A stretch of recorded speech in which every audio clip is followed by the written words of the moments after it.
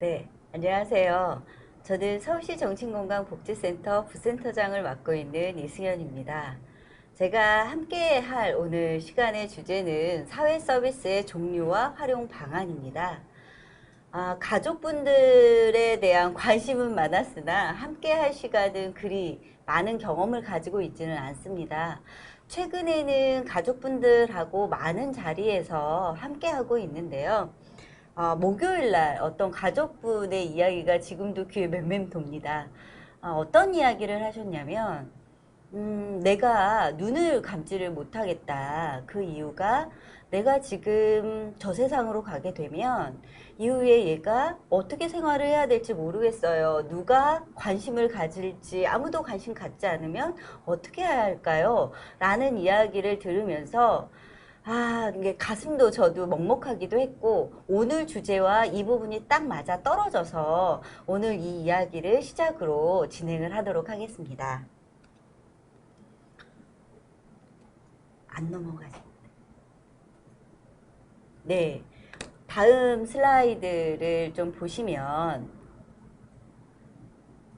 가족분들도 지금 같이 생활하시는 우리 당사자분들도 마찬가지고, 저희 전문가들이 함께하고 있는 당사자분들도 마찬가지고, 한 가지의 문제만 가지고 있지는 않습니다. 이 지금 슬라이드에 보시는 바처럼 어떤 부분, 무엇부터 해결을 해야 할까요? 많게는 제가 10개까지 지금 이 안에 직업부터 정신건강, 주거, 일상생활 기술, 사회적 관계, 법적 보호, 여가, 소득, 교육, 의료 이 여러 가지의 문제들 중에 어떤 부분이 우선순위일까? 뭐부터 해결을 해야 될까요? 네.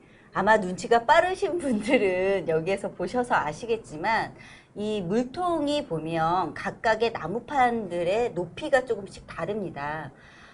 여기에 물을 채우신다라고 생각을 한다라면 가장 낮은 부분의 물통 이 나무판 그 위로는 물이 채워지지 않는 부분이거든요. 물이 위에까지 채워지려면 가장 낮은 이 나무판이 위로 올라가야 한다라는 부분 이해가 되시죠? 여기에서 지금 제가 오늘 가장 낮은 부분으로 기록을 해온 부분은 의료입니다. 만약 이 의료적인 부분에 있어서 서비스를 받고 이 부분이 문제를 해결하지 않는다라면 다른 문제들까지 접근하기조차 해결하기조차 쉽지 않음을 좀 시각적으로 표현을 해 봤는데요. 저는 오늘 의료인 거고 다른 분들은 또 다를 수 있습니다. 예를 들면 최근에 한 2, 3년 동안 당사자분들의 욕구, 어떤 서비스를 받고 싶은지 원하시는지를 많은 부분에서 연구들을 많이 진행을 하고 있는데요. 그 첫 번째로 1순위로 나오는 부분이 주거에 관련한 부분입니다.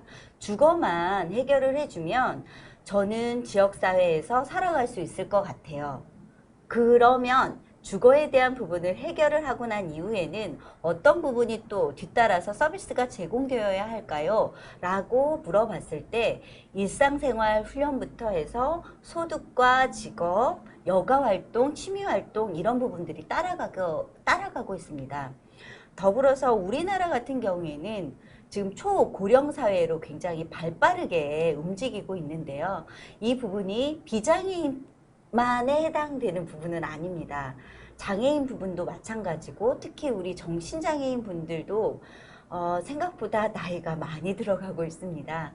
실제로 정신건강복지센터에 등록돼서 사례관리를 지금 받고 있는 분들의 나이대를 보게 되면 40대, 50대가 줄을 이루고 있을 정도로 나이가 점점 많아지고 있는데 이 나이가 많아지고 있다는 부분은 어떤 부분하고 연결이 될 수 있냐면요.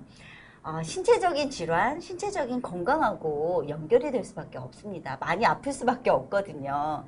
그래서 이 분들이 지역에서 생활을 하시게 될 경우에는 의료적인 서비스부터 해서 혼자서 스스로 살아갈 수 있도록 일상생활 기술까지 다양한 부분을 서비스를 제공을 받으실 수밖에 없고 받아야 되는 상황입니다. 오늘의 주제가 제가 맡은 주제가 이 부분과 연결이 되어 있습니다. 그러면 사회 서비스는 무엇일까? 사회보장 기본법 제23조에 나와 있습니다. 모든 국민의 인간다운 생활과 자립, 사회참여, 자아실현 등을 지원하는 삶의 질이 향상될 수 있도록 사회 서비스에 관한 시책을 마련하여야 하고, 사회 서비스 보장과 소득 보장이 효과적이고 균형적으로 연계되어야 한다라고 나와 있습니다. 즉, 특정 계층이나 일부 사람이 아니라 모든 국민이 대상이고 삶의 질이 향상될 수 있도록 사회 서비스 보장과 함께 소득 보장까지 함께 이루어져야 된다라는 부분이 사회 서비스라고 볼 수 있습니다. 그러면 조금 더 구체적으로 살펴보면 과거에는 취약계층, 조금 더 소득이 좀 저소득인 계층, 그다음에 장애인분들 위주로 서비스가 제공이 되었다면 최근에는 태어나서부터 사망까지 모든 전 국민들을 대상으로 사회 서비스가 진행이 되고 있습니다. 특히 아동, 보육, 노인 요양 중심의 돌봄 서비스에서부터 전 생애가 요구되어지는 영역이 모두 다 포함이 될 수 있는데요. 보건, 교육, 일자리, 주거, 문화 등 이 부분들이 다 포괄적으로 모든 서비스를 제공하도록 되어 있습니다. 어떻게 해야 될까요?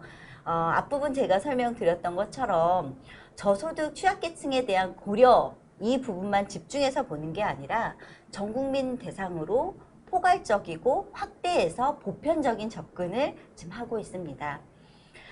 역할이라고 한다면 개인적으로 필요한 지원도 필요하죠. 당연히 이런 부분이 지원이 되는 부분이 있고요. 예방적인 차원도 이 안에 들어가 있습니다. 사회적인 문제가 커지기 전에 예방적인 차원도 이 안에 들어가 있다고 볼 수가 있고요.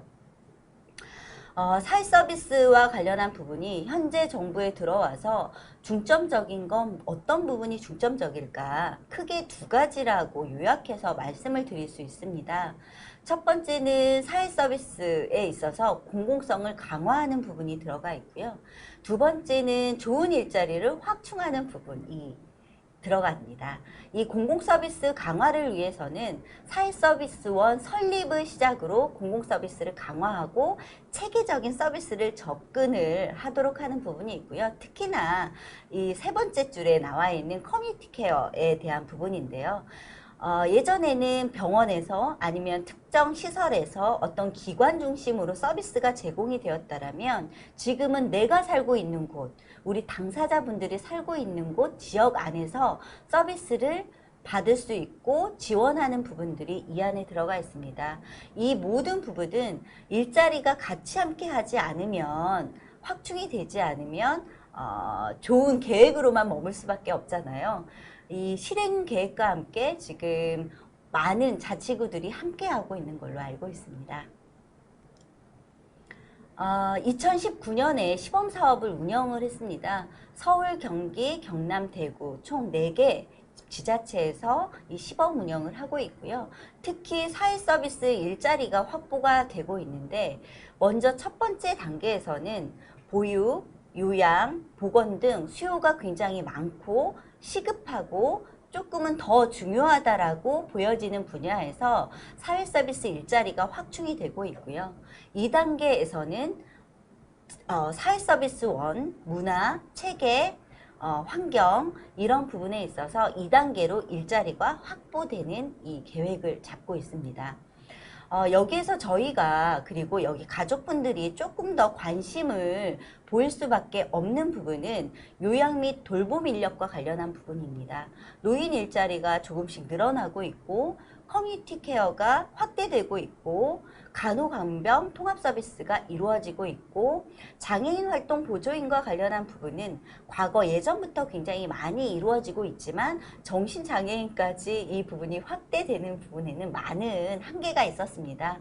이런 부분 또한 지금 고민하고 있고 함께하고 있는 걸로 알고 있고요. 산모, 신생아, 건강관리사 등의 이 일자리들이 현재 확대되고 있습니다. 아마도 커뮤니티 케어, 지역 주도형 사회 서비스에 대한 이야기들을 많이들 들어보셨을 거라고 보여지는데요. 주민들이 그리고 우리의 당사자분들이, 시민들이 살던 곳에서 본인들의 개개인의 욕구에 맞춰서 서비스를 누릴 수 있도록 지역사회와 함께 어울려 살아갈 수 있도록 하는 부분입니다. 이 안에서는 앞서서 제가 물통을 보여드렸던 그림 기억하시는지요? 그 그림처럼 하나의 문제만, 하나의 욕구만 있으면 참 좋겠지만 일반 비장애인 분들 또한 살아가면서 굉장히 다양한 문제와 다양한 욕구들을 가지고 있습니다. 당연히 우리 당사자분들도 다양한 욕구와 다양한 서비스를 요구할 수밖에 없고 요구해야만 되는데, 이 부분에 있어서 과거에는 만성정신질환자, 중증의 정신질환자 위주의 정신보건 서비스만이 제공이 됐다라면, 최근에는 정신보건법이 2017년 개정이 된 이후에는 지역사회 안에서 서비스를 제공하는 거 더하기 플러스 정신보건 서비스뿐만 아니라 한 사람이, 한 개인이 지역에서 제대로 시민으로서 살아갈 수 있도록 다양한 서비스들이 함께 붙게 됩니다. 그 안에는 주거가 중요하게 들어갈 수밖에 없고, 요양 서비스, 돌봄 서비스, 의료 서비스, 복지 서비스 등의 통합적이고 다양한 부분들이 함께 할 수밖에 없습니다. 실제로 정신건강 관련한 사례 관리 많이 들어보셨을 겁니다.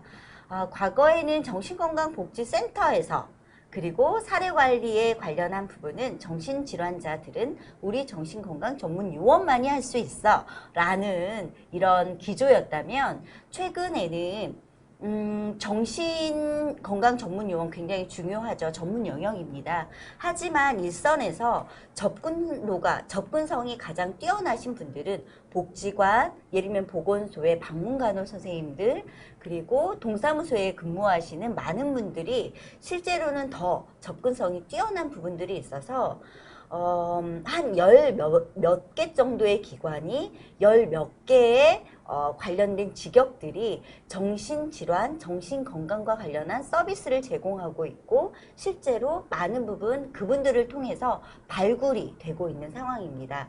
그렇기 때문에 이런 부분은 정신보건 영역뿐만 아니라 복지 영역, 의료 영역, 다양한 영역에서 점점 더 정신보건과 관련된 지식과 경험, 그리고 많은 정보가 필요하다라고 볼 수 있습니다. 사회 서비스에 대한 역할에 대한 부분을 조금 더 제가 설명을 드리도록 하겠습니다. 정책 방향에 대한 부분인데요. 지금 문재인 정부 들어서서 많은 부분 변화가 되는 것 중에 하나가 사회 서비스가 그 중에 중요한 부분 중에 하나입니다. 내 삶을 책임지는 국가라는 슬로건 아래에 과거에는 개인이 문제를 해결하고 개인의 책임, 그리고 조금 더 확장돼서 지금 교육을 받고 계시는 가족분들 책임으로 많은 부분 부담을 드렸던 부분은 사실입니다. 이 부분을 국가가 이제는 책임져야 되지 않겠느냐라고 방향성을 정하고, 이와 관련한 부분을 공공의 영역에서 조금 더 책임성을 강화하는 부분들이 주요하게 과제로 지금 현재 진행이 되고 있는 부분이 있고요. 두 번째는 과거에는 앞서서 설명드렸듯이 병원 아니면 어떤 특정의 기관, 시설, 이런 기관의 서비스가 집중이 되었다라면, 최근에는 지역 기반의 운영을 하고 이런 체계를 만들어내는 부분들이 조금 더 방향성이 달라졌습니다. 그렇다면 또 이 또한 그냥 일방적으로 공급자 위주의, 그리고 전문가 위주의 서비스가 제공이 되는 것이냐, 그건 아니고요. 소비자들의, 그리고 당사자분들의, 가족분들의 욕구를 충분히 반영하고자 조금씩 움직임이 있습니다. 아마도 그렇게 욕구에 성이 차시지는 않으시겠지만, 이 또한 한 발 한 발 나가는 하나의 단계라고 저는 보여지고 있고요. 또 잘못하면 정신질환 당사자분들, 가족분들, 그리고 이에 종사하는 전문가분들만의 그들의 리그로만 보여질 수도 있는데요. 이 부분을 조금 깨고자 주민들이 함께하는 부분 또한 현재 고민하고 있고, 함께하고 있는 부분이 현재 정책 방향으로 설정되어 있는 부분입니다. 세 번째는 사회 서비스의 보장성을 향상하는 부분인데요. 워낙 수요가 크고 좀 더 중요도가 더 높은 부분에 오히려 많이 집중이 돼 있었다라면 보장해야 되는 부분들이 굉장히 많습니다. 특히 우리의 정신장애인분들 같은 경우는 지역에서 살아갈 수 있는 부분들을 국가에서, 정부에서, 공공서비스에서 태어나서부터 죽을 때까지 모든 부분을 책임지겠다라는 부분이 이 안에 함께하고 있다라고 볼 수 있습니다. 다음은 조금 더 구체적으로 설명을 드리겠습니다. 운영 방향과 관련한 부분인데요. 과거에는 전문가 중심의 그리고 공급자 중심의 서비스가 결정이 되고 제공이 되었다라면 이용자 욕구 중심으로 조금씩 변화가 되고 있습니다. 아직은 이 균형이 점점 이렇게 맞춰져야 되는데도 불구하고 아직은 올라가려고 하면 한참 이 높이가 더 올라가져야 되는 부분이 있기는 하지만 그래도 이거에 대한 인식이 좀 변화가 되고 있고요. 실제로 당사자분들의 목소리가 커지고 있는 것도 사실입니다. 그에 비해서 너무나 안타깝게도 가족분들의 목소리는 아직은 크게 올라가고 있지 않습니다. 서울의 경우를 예로 들자면 정신보건의 영역에서 서울은 저는 항상 과거에도 그렇고 지금도 선도적으로 사업을 진행하고 있다라고 자신하고 있는 사람 중에 하나인데요. 정신보건 영역은 그런데 가족 서비스와 관련한 부분, 가족과의 소통과 관련한 부분은 솔직히 선도적이라는 단어를 앞세우기가 조금은 창피합니다. 선도적에서 선자도 가지 못한 상황이 지금 서울의 상황이라고 볼 수가 있고요.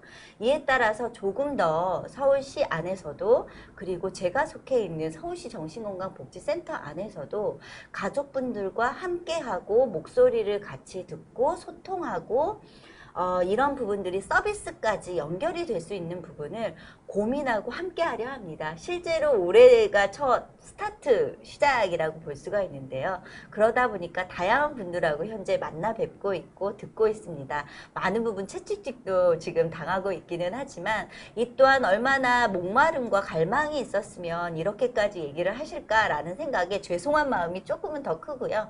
조금은 더 노력을 해야 되겠다, 함께 해야 되겠다라는 생각을 현재 하고 있습니다. 이와 함께 운영 방안도 마찬가지입니다. 이용자 욕구, 이게 당사자일 수도 있고 가족일 수도 있습니다. 이런 욕구 중심의 서비스를 함께하고 있고 그 다음에 커뮤니티 케어 중심의 지역 중심의 서비스를 하나의 단편적인 서비스만 제공하는 게 아니라 포괄적이고 통합적으로 서비스를 함께 하려고 하고요. 공공의 서비스만 강조하는 건 아닙니다. 물론 공공의 서비스가 어느 정도 기반은 만들어져야지 예산과 인력, 관심 이런 부분들이 있을 수 있는데요. 민에서도 이 부분에 있어서 함께 가지 않으면 이 균형 또한 또 흐트러질 수 있어서 이와 함께 같이 강화하는 부분이 운영 방향이라고 볼 수가 있습니다. 주요 기능은 지금 PPT 제가 한참 동안 이 PPT로 머물러 있는데요. 보시면 아마 이해가 되시지 않을까 싶어서 다음 장으로 넘어가도록 하겠습니다. 제가 지금 속해 있는 곳이 서울시입니다. 서울시는 커뮤니티 케어라고 이야기를 하지는 않지만 돌봄 서비스를 전면적으로 시행을 하고 있습니다. 돌봄 서비스라고 해서 의료적인 서비스, 복지 서비스 다양한 영역으로 구분이 되어 있는데 제가 오늘 PPT로 가지고 온 부분은 건강과 관련된 서비스만 좀 설명을 좀 드리려고 합니다. 건강이라고 하면 정신 건강뿐만 아니라 신체적인 건강도 있을 수 있고요. 사회적으로도 이 건강과 관련한 부분은 돌봄 서비스가 필요합니다. 그래서 이 부분에 신체, 정신, 사회 이 각각의 영역에 맞춰서 서비스를 제공하는 인력 또한 조금씩 다릅니다. 예를 들어 신체적인 부분은 마을의사, 간호사, 약사, 영양사, 물리치료사 등의 이런 그 전문 영역의 직업군들이 서비스를 함께 진행을 하고 있다면 정신적인 부분에 있어서는 간호사, 정신건강 전문 요원 등이 정신적인 서비스를 지금 현재 시행하는 인력으로 포함되어 있습니다. 사회적인 부분에 있어서도 의사, 의료, 사회복지사 다양한 영역들에서 함께하고 있는데요. 특히 신체적인 부분에 있어서는 필수 영역과 선택 영역으로 나눠져 있습니다. 여기 가족분들도 아마 한 가지 이상의 신체 질환을 가지고 있지 않을까라는 게 추측이 되는데, 만성질환 관련해서 고혈압, 당뇨 이런 부분들과 함께 합병증 관리가 이 부분에 들어가고요. 당연히 복용, 약과 관련된 복약 지도가 들어가게 됩니다. 이런 부분이 제대로 좀 신체적인 서비스가 제공이 되려면 정기적인 검진과 예방적인 부분은 무엇보다도 중요한 부분이 있고요. 선택적인 부분은 여기에서 보시는 바와 같이 이 필수에서 빠져있는 알코올, 니코틴, 체력, 통증, 배뇨 이런 부분까지 들어가 있다고 볼 수 있습니다. 정신적인 부분은 우울증, 자살, 치매 여기에서 이제 뒤에 그러면 조현병은 중증의 정신질환자는? 이라고 아마 의심, 질문, 궁금증이 있을 수도 있는데요. 이 부분은 기존에 있는 정신건강과 관련된 서비스를 제공하는 기관에서 어느 정도 하고 있다라고 판단이 되고, 여기에서 나와져 있는 이 모든 부분은 일선에서 접근성이 뛰어나신 분들 위주로 먼저 발견하고 발굴하겠다라는 의미로 이렇게 현재 서울시에서는 돌봄 서비스를 제공하고 있습니다. 이런 부분들이 신체적인 부분부터 정신, 사회적인 부분까지 모든 부분들이 확인이 됐다. 문제 영역이 쭉 나왔다라고 한다라면 이 관련된 직역들과 함께, 그러니까 의사부터 사회복지사까지 다양한 전문가분들과 함께 이와 관련된 문제 목록을 쭉 작성하게 됩니다. 그런데 과거에는 여기에서 그치고 바로 서비스가 제공이 됐었을 텐데요. 최근에는 대상자의 요구도에 대한 부분을 무엇보다도 중요하게 생각합니다.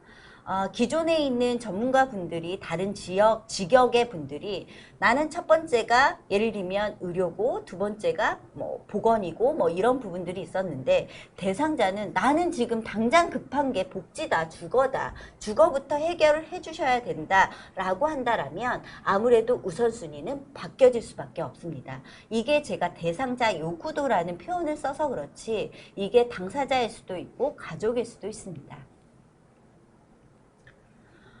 서울시에서는 또 찾아가는 동사무소 서비스 들어보셨을 텐데요. 찻동 정신건강 증진 사업을 하고 있습니다. 앞부분까지는 사회 서비스 전반적인 부분을 조금 더 복지 서비스까지 연결시켜서 제가 설명을 드렸다면, 지금부터는 정신건강과 관련된 서비스를 조금 더 집중적으로 말씀을 드리려고 합니다. 서울시에서는 찻동과 관련된 보건소를 중심으로 정신건강 서비스를 진행하고 있습니다. 워낙은 보건소만 들어가면 뭐든지 정신건강과 관련된 서비스를 원스톱으로 받을 수 있도록 하겠다라는 원대한 꿈과 포부를 가지고 현재 진행을 하고 있는데요. 이런 부분들이 이루어지기까지는 아무래도 2030, 2030년까지 조금 더 단계적으로 연도별로 서비스가 진행이 될 거라고 보여집니다. 이 이야기인 즉슨 보건소에 우리 당사자분이나 가족분들이 찾아가게 되면 우리 지역에 이런 기관이 있구나. 내가 지금 필요한 서비스가 이건데 이 서비스는 여기에 가서 받을 수 있구나. 아니면 내가 당장 너무 힘든데 일반적으로 작게나마 병원까지는 가지는 않을 정도이지만 상담을 받고 싶다 그러면 그 안에서 해결할 수 있는 부분까지 고민을 현재 하고 있다라고 볼 수 있습니다. 실제로 이 찻동과 관련해서 정신건강 전문 요원이 2020년 전 자치구에 지금 같이 운영이 되고 있는데요. 실제로 시작된 건 2018년부터 시작이 됐다가 점점 확대되고 있습니다. 이 이야기인 즉슨 찻동에서 복지 플래너, 방문간호사와 건강돌봄팀이 이에 해당이 되는데요. 아무래도 일선에서 많은 분들을 만나시고 계시기 때문에 정신건강과 관련된 위험군이네, 고위험군이네 라는 판단이 되게 되면 이에 적합하게 찻동과 관련한 부분에 의뢰를 연계를 하게 되고요. 이 차동 정신건강 안에서의 이 인력에서 이 정신건강 서비스를 제공하시는 분들은 조금 더 심층적으로 정신건강과 관련된 문제를 사정하게 됩니다. 아, 이 정도는 우리 안에서 해결을 할 수가 있겠구나, 함께 할 수 있겠구나, 서비스를 제공할 수 있겠구나 라는 부분들이 결정이 될 수도 있고요. 아, 조금 더 전문적인 영역에서 서비스를 받도록 좀 연계를 해야 되겠구나 라고 판단이 된다라면 지역사회 내 정신건강복지센터라든지 중독관리통합지원센터나 알코올 재활시설, 그리고 자살예방센터, 정신의료기관 쪽으로 연계를 해서 서비스를 원활하게 받을 수 있도록 하고 있는데요. 아, 이것만 보면 너무 아이디어라고 희망찬 그림으로 보여질 텐데 아직은 이게 원활하게 돌아갈 수 있도록 부족한 부분을 조금씩 채우고 한계에 대한 부분을 지금 발견을 하면서 보완하고 있는 단계라고 볼 수 있습니다. 아, 많은 분들이 독립생활, 자립 이런 부분에 있어서 똑같은 말 아니야? 라고 생각할 수 있는데 엄밀히 말하면 조금 다른 부분입니다. 오늘 저의 주제가 사회서비스 종류와 활용 방안인데요. 소제목이 자립이라고 볼 수도 있습니다. 그래서 자립과 함께 지역의 여러 가지 자원에 대한, 이용하실 수 있는 자원에 대해서 조금 더 소개를 드리려고 합니다. 보통은 독립생활이라고 하면 도움 없이 전적으로 모든 것을 혼자 해결해 나가는 것을 독립생활이라고 한다면 자립은 조금은 다른 개념입니다. 자립은 남한테 예속되거나 의지하지 않고 스스로 선다라는 의미인데요. 조금 더 자세히 설명을 좀 드리자면 기능 향상을 뛰어넘어서 사회적 구성원으로서 자기 결정권과 선택권을 가지는 것이다 라고 이야기하시는 분이 계신가 하면 스스로 모든 일을 처리하고 해결하는 것이 아니라 지역사회로부터 다양한 지원을 받아서 사회적 기능을 하게 되고 그렇게 함으로써 함께 살아가는 기능을 되찾는 것이 자립이다 라고 얘기하시는 분들이 계십니다. 물론 자립은 이 부분에 해당이 됩니다. 아무한테도 도움 필요 없어. 나는 나만, 내가 혼자서 스스로 이 부분이 우리 당사자분들이 지역 안에서 생활하는데 중요한 부분은 아닙니다. 필요한 부분은 서비스를 받으셔야 되고 요구를 하셔야 되고 선택할 수 있는 권리 또한 있는 부분이 자립이라고 볼 수 있습니다.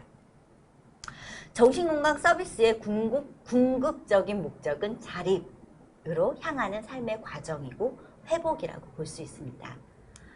자립은 정신질환자가 다양한 지원 서비스와 함께 회복의 과정을 거쳐서 지역사회 내에서 안정적인 삶을 유지하는 것입니다. 아마 의료적인 패러다임에서 지역 서비스로 패러다임이 바뀌었다라는 이야기들을 많이 들어보셨을 겁니다. 최근에는 재활 패러다임에서 자립생활 패러다임으로 바뀌었다라는 부분들이 많이 나오고 있습니다. 재활? 자립? 어떤 차이가 있지? 앞서서 제가 자립에 대한 설명을 드렸는데요. 조금 더 추가적으로 설명을 드리자면 예전에는 정신질환, 정신건강과 관련한 부분에 있어서 이 문제를 개인의 문제로 치부를 했고 이 문제의 정의에 있어서도 문제, 손상, 결여 이런 부분에 초점을 맞춰서 해결에 있어서도 전문가들에게 해결을 하도록 했고 우리 당사자분들의 역할이 환자와 클라이언트의 영역에 머물러 있었습니다. 하지만 자립생활 패러다임에서는 문제를 개인에게 초점을 맞추는 게 아니라 환경 안에서 재활 하나의 과정에서의 문제를 초점을 맞추고 있고 그러다 보니 문제 해결 또한 전문가들 뿐만 아니라 물론 전문가들도 들어가야 되겠죠. 동료 지원과 소비자 그리고 시민들까지 함께하는 부분들이 이 문제 해결에서 초점이 조금 다른 부분이 있습니다.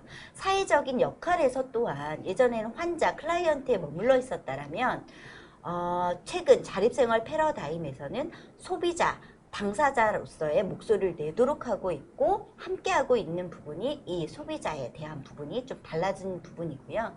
최근에 서울시 같은 경우에는 정신질환자 자립생활 지원에 관한 조례가 만들어지고 이와 관련된 기관 자원들이 지금 현재 하나씩 만들어지고 있습니다. 실제로 올해 같은 경우에 2020년에 서울 같은 경우는 자립지원센터가 당사자분들의 위주로 운영이 되고 있는 부분들이 현재 운영이 되고 있습니다.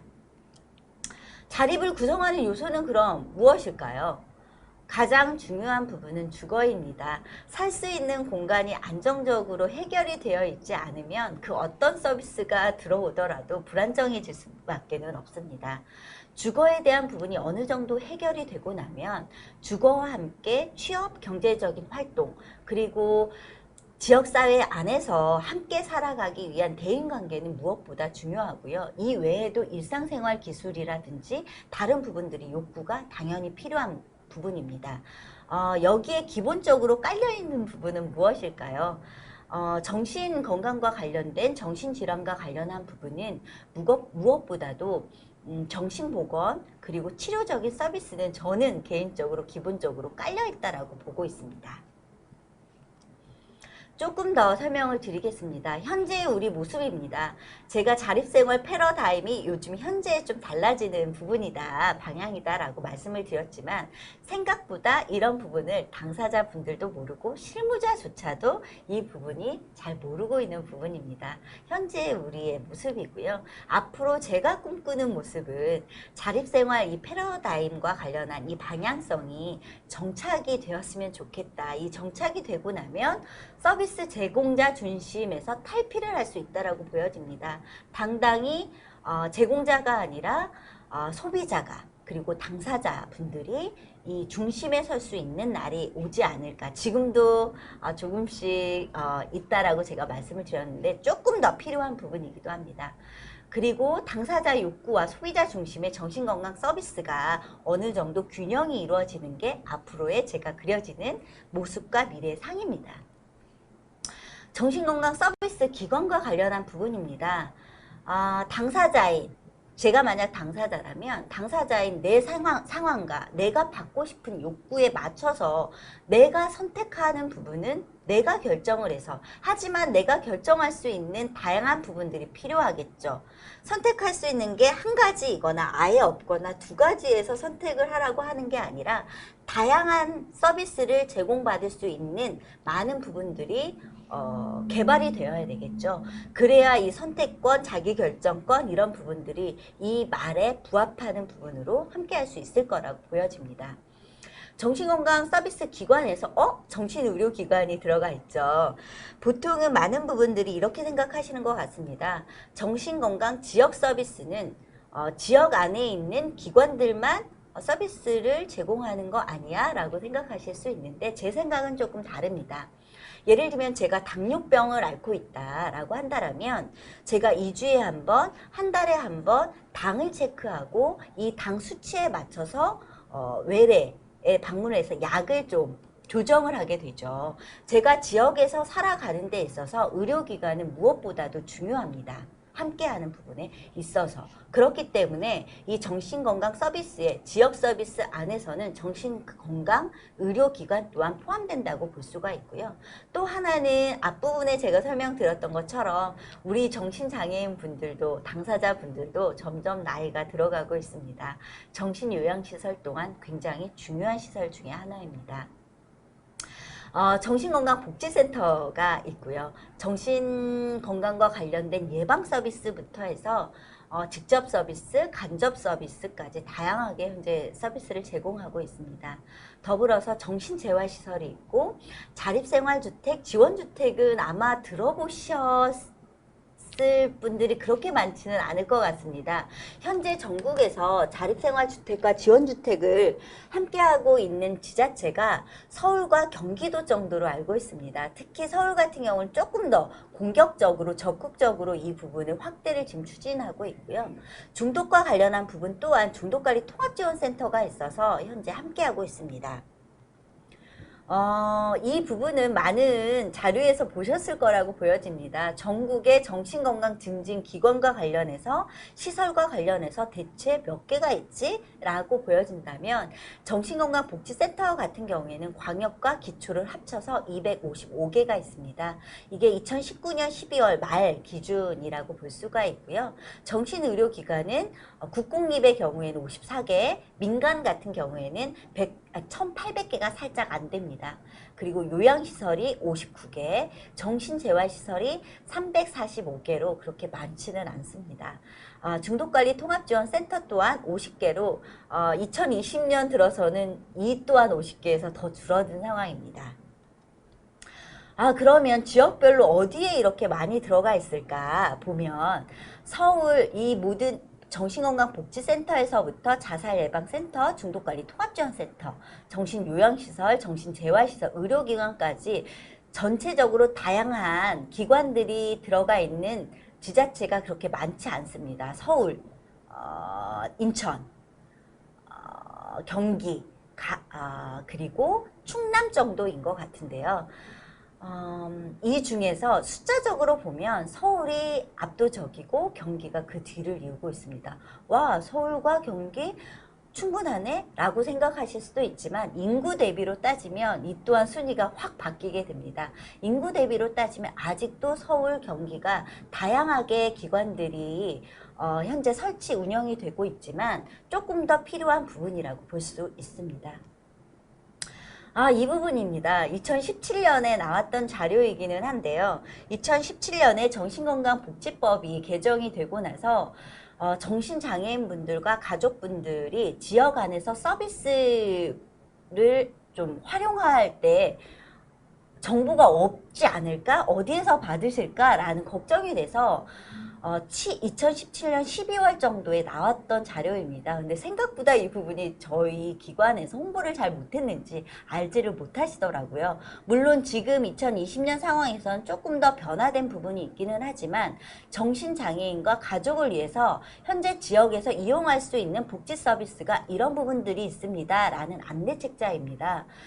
이 안에서는 8개의 부분으로 나눠져 있는데요. 의료, 직업, 주거, 그리고 아동 청소년, 일상생활, 그리고 문화예술, 인권, 여성 관련한 부분으로 나눠져서 지역 안에서 공공서비스 위주로 이런 부분들을 서비스를 원하실 때는 여기에 연락하시면 됩니다. 이런 서비스를 받으실 수 있어요. 라는 부분들을 간략하게 안내서를 내놨던 부분들이 있습니다. 이거를 보여드린 이유는 이후에 저희가 다시 수정하고 개정해서 내보낼 예정이기는 하나 지금 당장 필요하시다라면 서울센터에 연락을 주시게 되면 배포해드릴 수 있습니다.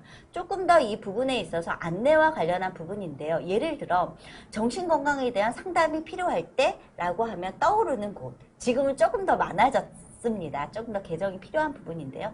정신건강복지센터이구나 라고 했을 때 정신건강복지센터에 대한 부분이 자세한 설명이 들어가 있습니다.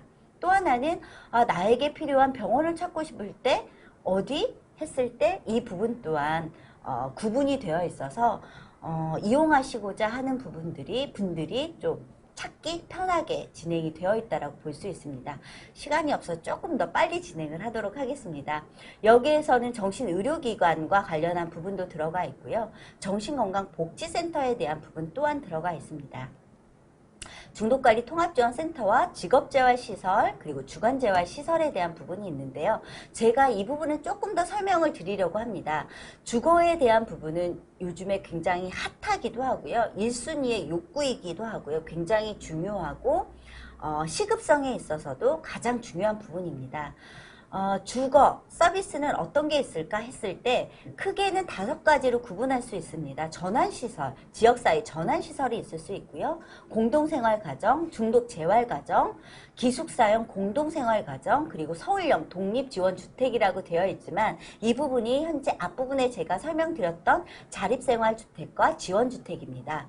조금 더 자세히 이 부분을 설명을 드리자면 지역사회 전환시설은 조금 더 병원에서 지역으로 넘어가기 이 가운데 좀 쉽지 않은 분들의 연결다리를 하는 역할로 6개월 정도의 입주 기간이 있습니다. 입소하는 공동생활 가정 같은 경우 지금 현재 3년이라고 되어 있지만 5년으로 바뀐 상황이죠. 공동생활 가정 같은 경우에도 독립을 위해서 준비 단계로 현재 운영이 되고 있고요. 서울 같은 경우는 조금 더 단계를 더 세분화했습니다.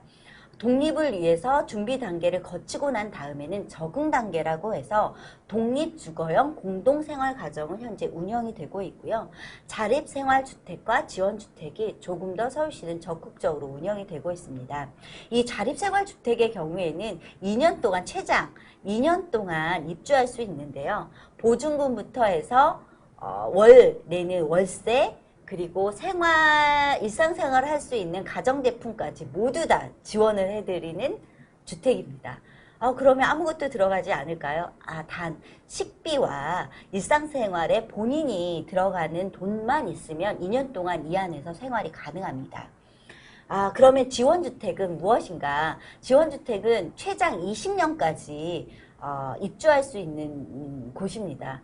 현재 지금 서울시에서도 계속 1년에 20, 30개씩 지금 늘어나고 있는데요. 이 부분은 보증금과 월세가 따로 조금 더 준비되신다라면 오랜 장기간 동안 이 안에서 주거를 해결할 수 있는 부분들이 이 주거 서비스에 들어가 있다라고 볼 수가 있고요. 워낙 장애인 등급제 폐지가 작년에 이루어지면서 많은 부분 문의들이 있어서 요구들이 있었습니다. 이거를 지역에 좀 뿌려주세요. 실무자도 잘 모르겠어요. 가족도 잘 모르겠어요. 당사자인 저도 잘 모르겠어요. 해서 이 부분을 작년에 리플렛을 좀 만들어서 뿌린 바 있어서 이런 부분이 있다라는 소개와 함께 제가 앞 시간은 좀 마무리를 교육을 할 예정이고요. 한 5분 정도 쉬고 난 이후에 질문이 있으실 수 있을 것 같아요. 그러면 이 질문에 답변을 하는 시간을 5분 이후에 갖도록 하겠습니다. 네. 5분까지는 아니었던 것 같아요. 잠깐 휴식 시간을 갖고 질문이 들어온 부분을 말씀을 드리려고 합니다. 질문이 지금 현재 어떤 질문이 들어왔냐면 서울시 이외에 지역도 비슷한 수준의 정신건강 서비스를 지원하나요? 라는 질문이 들어오셨어요. 이런 질문이 좀 안타깝기는 합니다. 아무래도 제가 앞서서 슬라이드 중에 정신건강증진기관과 시설과 관련된 현황을 지자체별로 쭉 이렇게 보여줬던 슬라이드가 하나 있었습니다. 대부분 다양한 기관들이 있는 게 전국에 한 4개 지자체밖에는 없습니다. 라고 말씀을 드렸고 이러다 보니까 서비스도 편중이 되는 건 어쩔 수 없는 것 같습니다. 아무래도 서울, 경기 지역 수도권 지역 쪽으로 조금 더 서비스가 집중되어 있는 부분이 있다라고 보여지고요. 이것 때문에 제가 알기로 보건복지부에서는 커뮤니티 케어라는 부분을 지역 돌봄이라는 서비스를 확대하고 강화하고자 현재 예산의 확보뿐만 아니라 준비를 하고 있는 걸로 알고 있습니다. 기대하건대 한 3년, 5년 후에는 서울 경기 지역 못지않게 다른 지방에서도 이런 서비스가 만들어지기를 받을 수 있기를 좀 기대하는 바가 있고요. 더불어서 이 서비스 외에도 가족분들의 서비스가 많지 않습니다. 제가 알기로 가족 서비스에 대한 부분은 다른 제가 정신건강 서비스는 서울이 선도적이다 라고 말씀을 드렸는데 가족 서비스는 서울이 선도적이지 않습니다.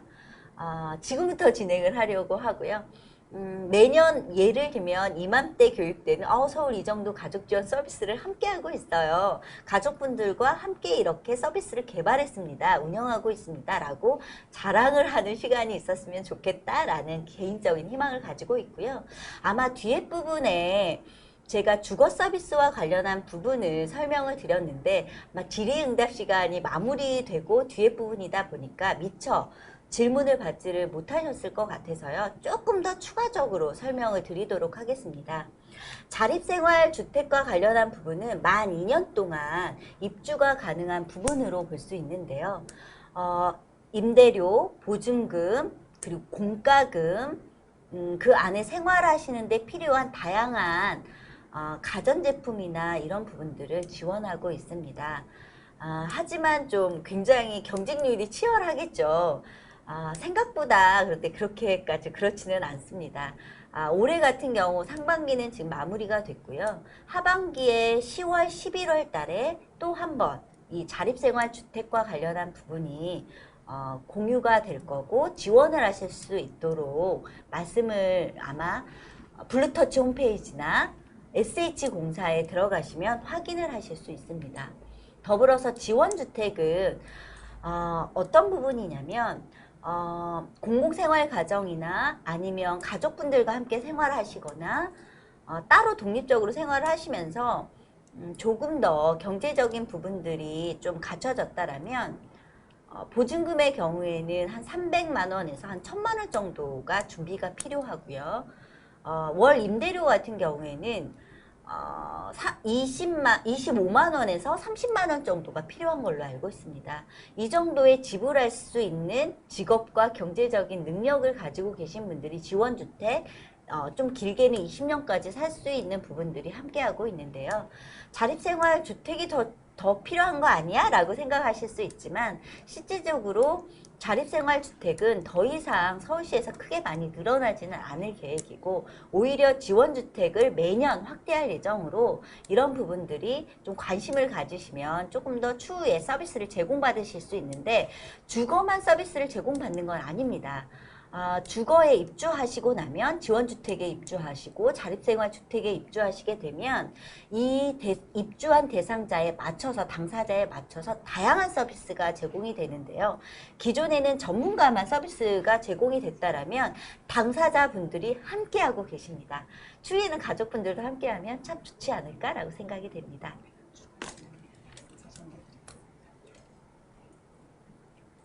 네, 조금 더 세부적으로 설명을 해 주셨으면 해서 이 부분 제가 설명을 드렸고요. 다음에는 복지 서비스 사각지역에서 이후의 계획도 고려해야 되겠죠. 저 또한 이 부분을 보건복지부에 요청을 드리는 바이기는 해요. 조금 더 서울이나 경기 지역에 집중된 바가 있고요. 그러다 보니까 또 역차별이 있기도 하는데요. 사각지대를 좀 해소하기 위한 부분들이 행정적인 부분에 있어서 그리고 전문가 분들이 많은 부분 목소리를 내줘야 되는 부분도 있지만 당사자 분들이나 가족분들의 목소리를 좀 내주시는 것도 좀 빨리 진행이 될 수 있는 방법 중에 하나라고 보여집니다. 네, 여기까지 저의 시간은 함께 한 것 같고요. 지금까지 함께 해주셔서 너무나 감사합니다.